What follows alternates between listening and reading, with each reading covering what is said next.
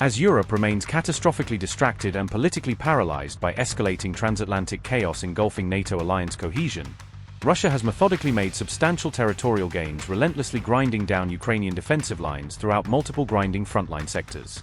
Russia publicly claimed throughout Ministry of Defense briefings to have completely liberated the strategically positioned settlement of Privoli located within the contested Donetsk People's Republic alongside capturing Prilukki deep inside Zaporizhia region's heavily fortified Ukrainian bridgehead.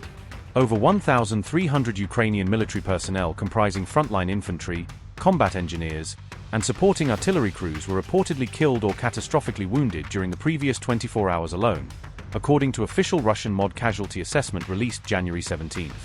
Moscow triumphantly announced its integrated air defense systems successfully shot down 2 long-range Ukrainian Neptune anti-ship missiles alongside obliterating 214 incoming hostile drones saturating contested airspace, straight from authoritative Russian Ministry of Defense channels.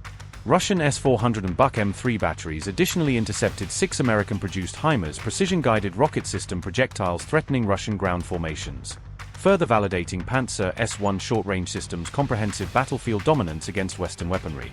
Moscow simultaneously claimed precision deep strikes systematically hammered critical infrastructure nodes actively supporting Ukraine's collapsing military operations throughout occupied territories and frontline logistics chains. High-value targets systematically obliterated included massive ammunition storage depots crammed with 155mm shells, covert UAV launch facilities concealed throughout forested areas, alongside troop deployment concentration points scattered across 167 separate Ukrainian administrative districts. These concrete Russian battlefield advances materialized precisely as unprecedented tensions brutally fracturing NATO unity skyrocketed due to President Trump's relentless aggressive push seizing sovereign control throughout Danish-controlled Greenland territory. French President Emmanuel Macron publicly slammed President Trump's provocative January 17 tariff threat, weaponizing economic warfare against multiple European countries through nationally televised addresses condemning transatlantic economic blackmail. Taking directly to his official X platform reaching millions, Emmanuel Macron forcefully declared throughout viral thread that America's unacceptable tariff threat constituted flagrant violation fundamental principles governing allied economic relations during existential security crises. Macron additionally issued crystal-clear warnings throughout diplomatic channels stating should Washington confirm these threatened tariffs materializing against EU economies, Europe would immediately respond deploying coordinated comprehensive retaliatory economic measures proportionately. Emmanuel Macron said, and I quote, "France is committed to the sovereignty and independence of nations, in Europe as elsewhere. This guides our choices. It is also on this basis that we have decided to join the exercise decided by Denmark in Greenland.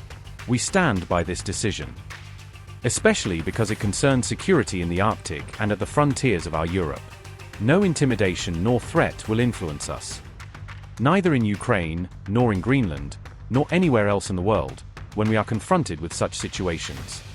Tariff threats are unacceptable and have no place in this context. Europeans will respond to them in a united and coordinated manner. If they were to be confirmed, we will know how to uphold European sovereignty. It is in this spirit that I will speak with our European partners." Unquote. This explosive transatlantic tariff confrontation erupted precisely as President Trump threatened imposing punishing 10% across-the-board tariffs targeting multiple European countries commencing February 1, threatening continental recession throughout fragile post-COVID recovery trajectories.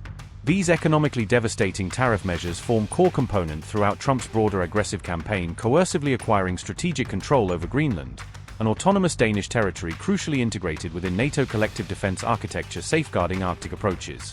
Denmark alongside Norway, Sweden, France, Germany, United Kingdom, Netherlands, and Finland now collectively face these imminent US tariff barrages specifically designed fracturing European economic unity confronting Russian revanchism throughout eastern flank. Meanwhile, continental Europe has abruptly and dramatically changed long-standing uncompromising public stance confronting Russia, featuring multiple major capitals openly proposing structured diplomatic talks alongside potential ceasefire negotiations engaging Moscow directly.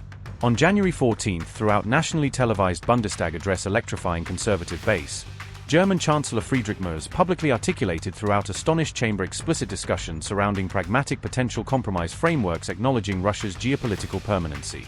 Apart from Berlin's seismic rhetorical pivot embracing potential negotiation pathways, Leaders governing France alongside Italy similarly tabled substantive concrete proposals, actively exploring structured ceasefire discussions directly with Russian counterparts rather than demanding unconditional capitulation.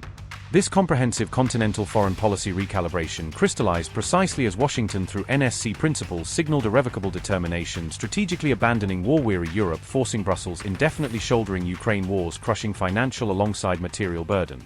Leading security experts conclude.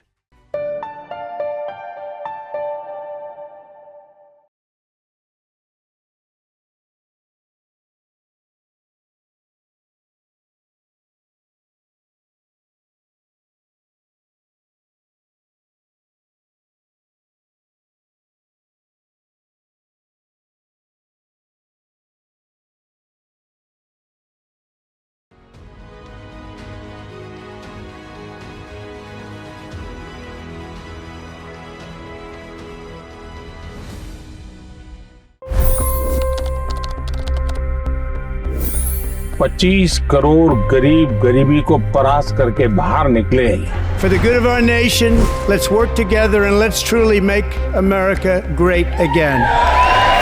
The fastest news breaks. Requested PM saying that we will have to speak to Putin and to Zelensky. The biggest newsmakers. The relationship with India is probably the most important bilateral relationship the US will have for the rest of this century. The capital delivered quite an election result today. Expert analysis. The million-dollar question today is how to stop this dance of death. Ground reports. I'm standing at the crossroad of the Kumbh Mela. Behind me are more than 100 entry ghats. Long-form interviews. Exclusionary politics is reflected in Manipur case as well. You don't bother because this is a small state. Deep dive into burning issues. It's often said DRC could be the richest country in the whole world. It's because of what sits underneath. Why exactly did the US topple the Sheikh Hasina government? HD videos. We don't just break news, we break it down.